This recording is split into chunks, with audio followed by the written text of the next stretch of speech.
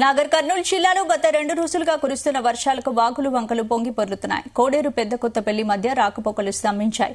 కోడేరు ప్రజలు పొలాలకు వెళ్లాలన్నా వాగు దాటి నియమం ఉండడంతో తీవ్ర ఇబ్బందులు పడుతున్నారు. ఇక చాలా ఏళ్లుగా తాము ప్రస్తుత మంత్రి జూపల్లి కృష్ణారావు గత బీఆర్ఎస్ ఎమ్మెల్యే హర్షవర్ధన్ రెడ్డిని కోరినా పట్టించుకోలేదని వారు మండిపడుతున్నారు. ఇప్పటికైనా తమ సమస్యలను పరిష్కరించాలని, వాగుపై బ్రిడ్జి ఏర్పాటు చేసి రాకపోకలకు అంతరాయం ఏర్పడకుండా చూడాలని కోరుతున్నారు గ్రామ ప్రజలు.